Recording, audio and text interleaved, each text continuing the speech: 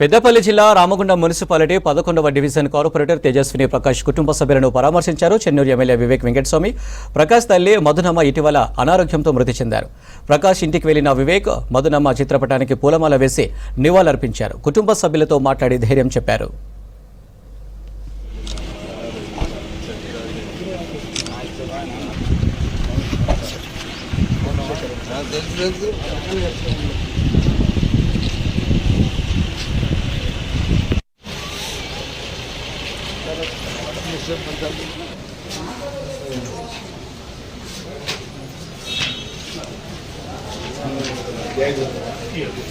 అన్న అదే ప్రకాశం side side